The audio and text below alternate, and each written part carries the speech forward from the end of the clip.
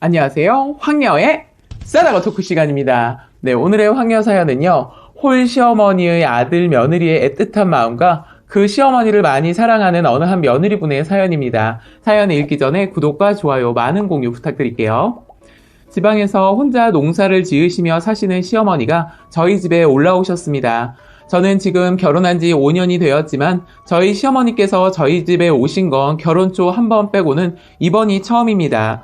청상 과부이신 시어머니는 아들들 모두 남의 밭일을 하거나 논일을 하셔서 키우셨으며 농한기에는 읍내 식당 일 가시면서 악착같이 돈을 버셨다고 합니다. 평생 자식들만 바라보면서 일만 하시던 시어머니는 아들 둘 다 대학 졸업을 시킨 후에야 일을 줄이셨다고 합니다.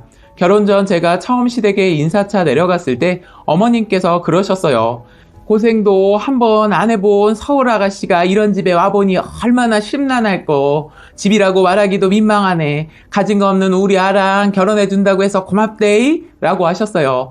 어머님의 마음이 저에게 고스란히 느껴지더군요. 그리고 너무나 따뜻한 분이신 것 같았어요. 저와 시어머니의 첫 만남은 너무도 좋았어요. 어머님은 그동안 신랑이 어떻게 생활을 하고 집에서도 어떻게 했는지 자세하게 설명을 해주셨어요.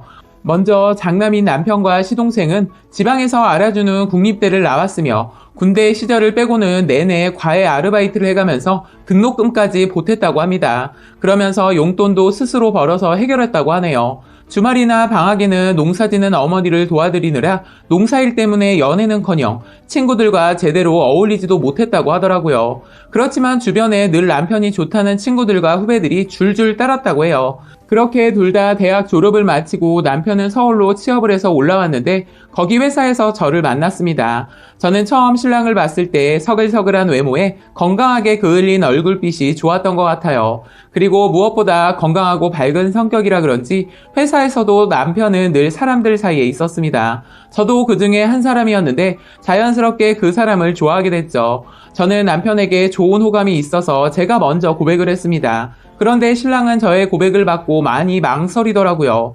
그러면서 저에게 얘기를 해주는 거예요.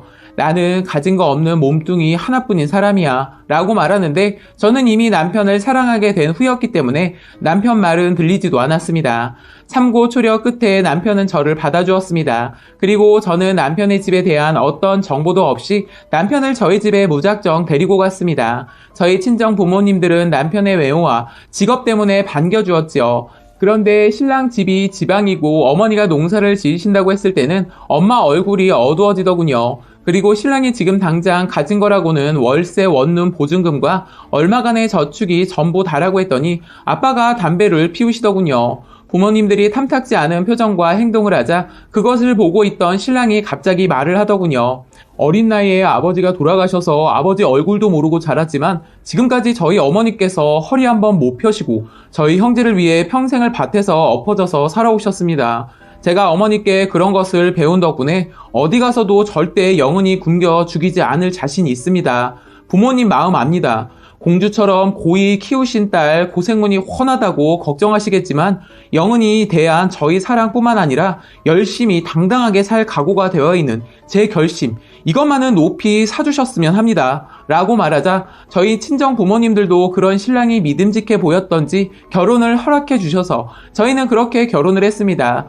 친정 아버지가 저희를 위해 마련해 주신 돈과 전세 자금을 대출받아서 신혼집을 마련할 수 있었고 남편과 제가 모은 얼마간의 저축으로 혼수를 했습니다. 저는 정말 너무 행복했습니다. 결혼 후 처음으로 시댁으로 내려가려고 하는데 마침 어버이날과 어머니 생신이 겹쳐서 일부러 주말을 잡아 내려갔죠. 시동생도 오고 온 식구가 다 모여서 어머니와 마당 평상에서 고기도 구워 먹으며 어머니가 농사 짓고 있는 밭에서 상추를 뜯어나 먹었는데 그 맛이 세상에서 제일 맛있는 삼겹살이었던 것 같아요. 그렇게 맛있게 저녁을 먹고 다 정리를 하고 있는데 그날 밤 작은 방에 예단으로 보내드렸던 이불이 깔려 있는 거예요. 어머니는 그동안 한 번도 그 이불을 쓰시지 않으셨던 모양이더라고요. 그러곤 저희한테 그 방에 가서 자라고 하시더군요. 그런데 저는 싫다고 뿌리치는 어머니 손목을 끌어 작은 방으로 모셨어요. 그리고 말씀드렸죠. 어머니하고 자고 싶어요. 신랑은 도련님하고 넓은 안방에서 자라고 할 거예요. 했더니 어머니는 목욕도 며칠 못하고 옷도 못 갈아입어서 이불 더럽혀진다고 하셨어요. 어머니는 이불 안으로 들어오시지 않으려고 하셔서 제가 끌어당기니까 어머니께서는 너가 불편해서 안 된대, 냄새나서 안 된대, 이러시면서 자꾸 도망가려고 하시더군요.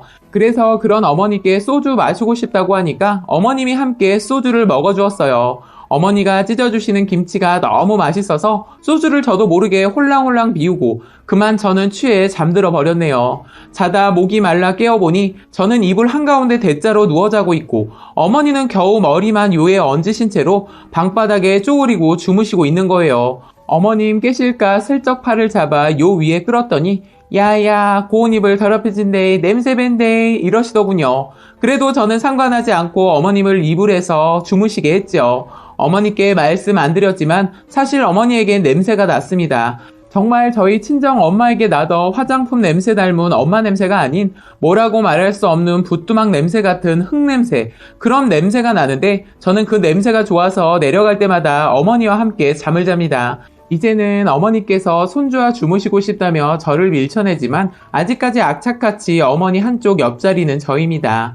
언제였던가 어머니 옆에 누워 조잘거리고 있는데 제게 너는 꼭 딸래래. 이래서 사람들이 딸이 좋다는가 보다. 너가 이렇게 해주니까 너가 꼭 내 딸 같대. 뒷집이고 옆집이고 도시 며느리 본 할망구들 다 나를 얼마나 부러워하는지 모르지? 며느리들이 차갑고 불편하게 해서 와도 눈치 보기 바쁘다 하더래.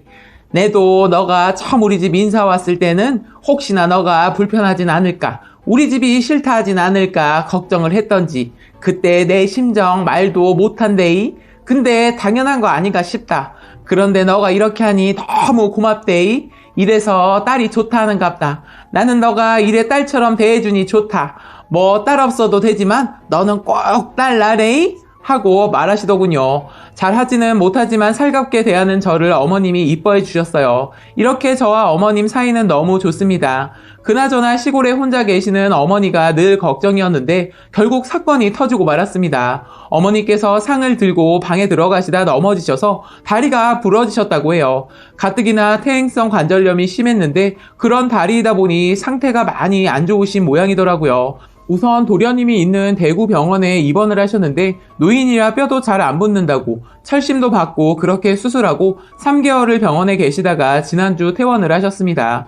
저는 어머니가 뭐라 하거나 말하거나 그 사이 저는 시골에 내려가서 간단하게 어머니 옷 가지며 짐을 챙겨서 저희 집에 가져와서 어머니 방을 꾸렸습니다. 아들 녀석은 할머니 오신다고 하니까 신이 나서 좋아하고 표현할 줄 모르는 남편은 슬쩍슬쩍 어머님 쓰실 방을 한 번씩 들여다보며 웃더군요. 그런데 문제는 어머님이 문제였습니다. 당연히 저희 집에 곱게 오실 리가 없는 어머니를 설득하기 시작했죠. 어머님, 저 둘째 가져서 너무 힘들어요. 저희 친정엄마는 날이면 날마다 노래교실에다 다니시느라 승민이도 잘 안 봐주시고 제가 회사 일에 임신 그리고 육아 힘들어 죽겠어요. 오셔서 저도 도와주시면 안 돼요? 임신하니까 어머니 음식이 그렇게 당겨 죽겠단 말이에요. 어머니 김치 담아주세요 라고 하니까 그 말에 못 이기는 척 어머니가 오셨어요. 이런 저를 보고 친구들이 말하더군요. 너가 모시고 살아봐야 힘든 줄 알지? 살아봐라. 착한 며느리 노릇 아무나 하는 줄 아니? 라고 하는데 그래 맞아요. 제가 안 해봐서 너무 쉽게 생각하는 것일 수도 있어요. 그리고 살다 보면 어머니와 힘든 일이 생길 수도 있고 어쩌면 어머니가 미워질지도 모르겠죠. 그렇지만 그럴 때마다 제 마음을 다잡기 위해 이렇게 글을 쓰고 올립니다. 여기 많은 분들이 이렇게 증인이시고 행여나 어머니가 미워지고 싫어져도 저는 이제 어쩔 수 없다 생각하려고요. 그냥 이게 제 팔자련이 알고 열심히 지지고 볶고하면서 같이 사는 수밖에요. 라고 사연 올려주셨습니다. 오늘의 댓글 소개해드리겠습니다. 요즘은 며느리와 시어머니 사이가 안 좋아서 이혼을 하거나 별거를 하는 경우가 주변에도 그렇고 드라마, TV에서도 많이 보게 되는데 두 분 다 복 받으신 것 같네요. 사연을 읽다 보니 이런 생각이 들더군요. 어느 한쪽만 잘해서는 안 되는구나 라고요. 그리고 무엇보다 세상에 이렇게 예쁜 마음을 가진 분이 있을까 싶은 생각도 들었어요. 아무리 시어머니가 좋다고 해도 쓰니처럼 하기는 쉽지 않을 것 같아요. 글을 읽는데 참 따뜻한 마음을 가진 분이라는 생각이 드네요. 저 글 읽는데 감동을 받아서 그런지 눈물이 나서 끝까지 읽는데 힘들었네요. 저도 결혼 전에는 쓰니분이 시어머니 같은 분을 꿈꾸기도 했었던 것 같아요.